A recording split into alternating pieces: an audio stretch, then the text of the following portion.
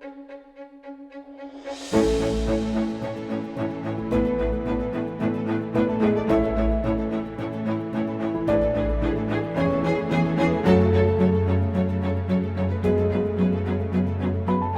morning, guys. So we're here, just arrived at one of the Simply Natural farms and also to the office of AgVisors. I wanted to give you a little bit of a tour today, show you a little bit about what goes on at Simply Natural and also what AgVisors do as your basic advisory firm and implementation firm.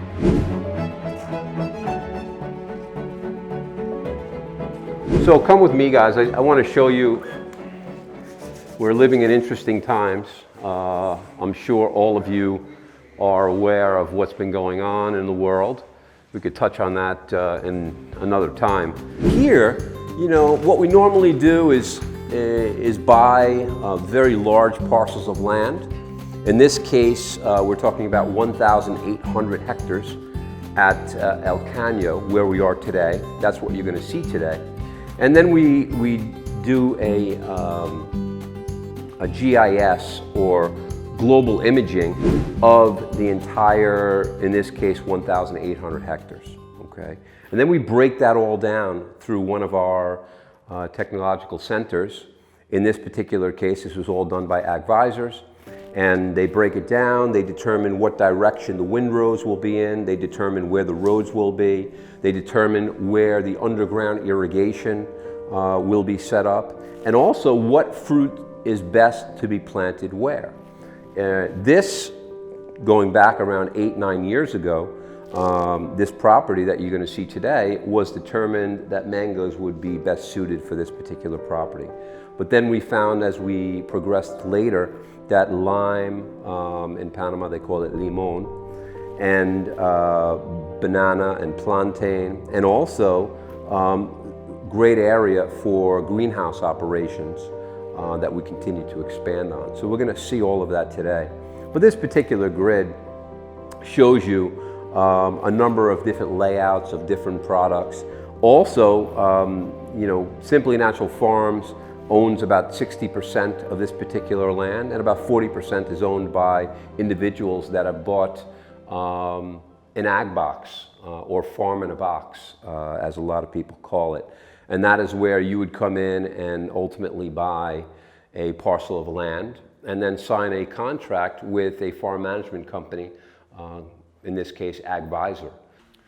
And so what I also wanted to tell you about, what's interesting, I believe that Panama is probably the luckiest country of 200 countries in the world, and this dates back to a couple of hundred years ago when they developed the Panama Canal. Panama is the shortest point between the Pacific Ocean and the Atlantic Ocean. Okay, not only was it the shortest point, but it also had a body of water that basically cut about 50% of the country in half in terms of how a ship would go through.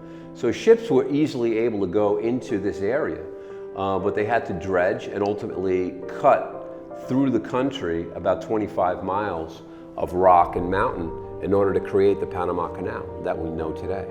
And so why is it lucky? Because pretty much all international commerce that's done on a ship goes through the Panama Canal. It takes 4 days, sometimes 5 days, to get our mangoes from Peru just up to the place where it would enter the Panama Canal and go through, okay? So you're talking 5 wasted days of our fruit on a ship in order to get here. And then another day, pretty much, to go through the Panama Canal. And then 16 days to head off to Rotterdam or Hamburg, where we sell most of our production in terms of our Peruvian production. And we knew that we wanted to do a portion of our greenhouses here, or start the greenhouse process here.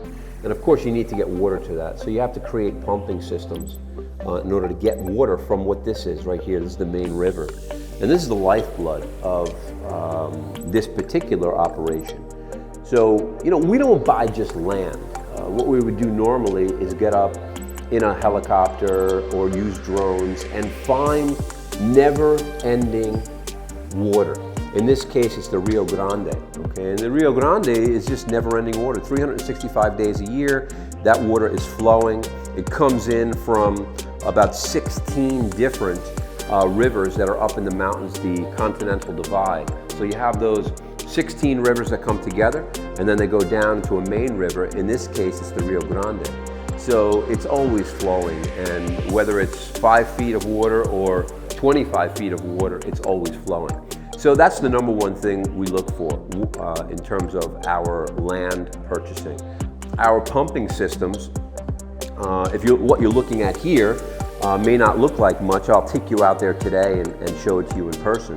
But one of our pumping systems would run in the area of around $750,000 all the way up to even over $1 million for one pumping system.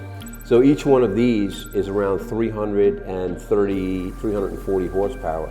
So cumulatively, you have about 1,000 horsepower pulling up water and pumping it out to over, in this case, over 1,000 hectares, okay? And it's very simple. I mean, we use simplistic but extremely high-tech technology